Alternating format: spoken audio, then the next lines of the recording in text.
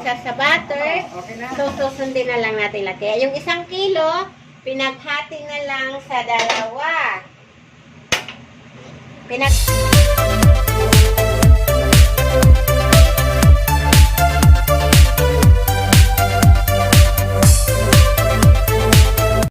Wala naman. Then, walang tugtog. Ang ate ko, ang aking kusinira ngayon. Sarap ulam namin. Pero, dahil sa mukhang masarap yung ulam naman, ako ang magluluto. Walang tiwala. Walang tiwala. Walang tiwala ang sa ate ko. Ako na lang. Pag ako nagluto, makakalimutan. Ay, ba't inugasan mo palang sabon? Bakit? Inugasan ko na yun. Ayos na yan eh. Ay, Tan, tan, tan. Dahil sa bumili nga si Mr. ng 1 kilong hipon, so hahatiin ko siya. Yung kalahati, isisigang ko. Yung kalahati, igigisa ko sa bawang. O, diba? Para naman, 2 putahe. Kasi yung isang anak ko, gusto ay sinabaw, sinigang. Yung isang anak ko ay gusto ay ginisa sa hipon with butter. O, diba? Magkaiba sila ng panlasa. So, dahil sa kompleto nga kami ngayon, dagyan mo na tubig, te. Dahil sa kompleto nga kami ngayon, at nandito lahat ang buong mag-anak, kaya susundin natin ang bawat isa. O, di ba? Ngayong araw lang naman to, kasi siyempre bukas may mga pasok na rin sila ulit. Ngayon lang yung walang pasok.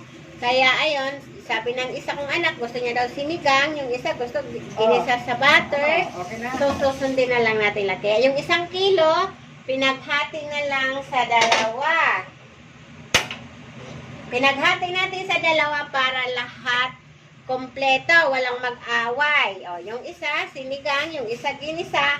At ako naman, syempre, ay iba. O, diba? Syempre, kailangan sundin ko rin yung gusto ko.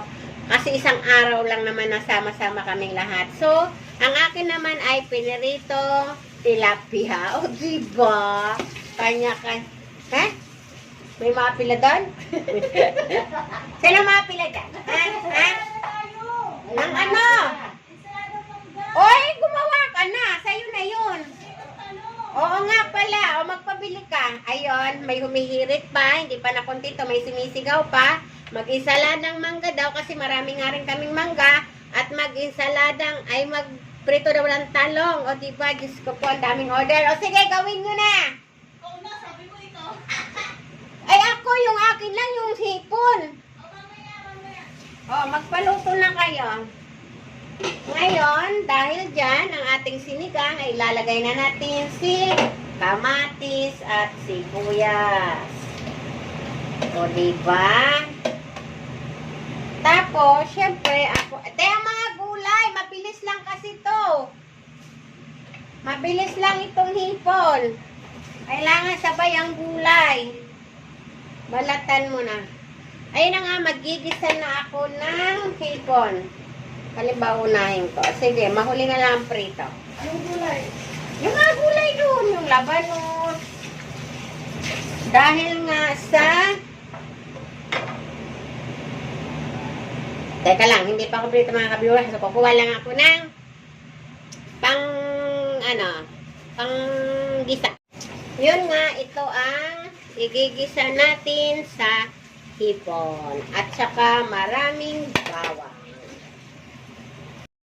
So, ito. Yung malalaki, piliin natin ang malalaki. Yun ang isisigang. So, ayan, hinati na yan. Kalahati sa pansigang, kalahati sa ginisa. Siyempre, dagdagan natin yung ginisa kasi tiyak. Mukhang sa ginisa ang labanan nito. Ito, sabaw lang naman ang kailangan natin dito halo. O, diba? Medyo dagdagan natin ang ginisa kasi tiyak. Ang mga kamay niyan mamaya, nasa ginisa. Ito kahit tag-isa lang, pwede na. Ayan na nga, nagigising na tayo ng butter.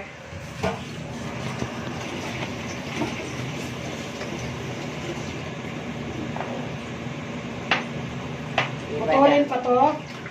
Itong mahaba. Oo naman. Yung may Tatlong hati pa yan, 4 na hati. Ay, grabe ha.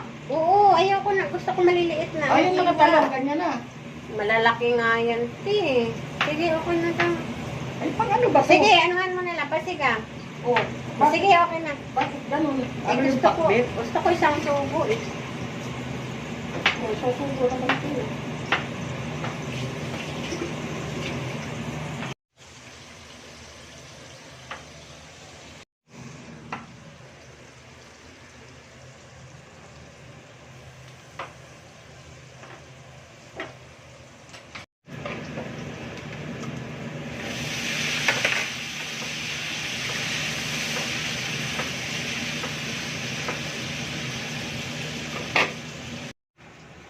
Malinam-nam. Okay na. Pati sinigang.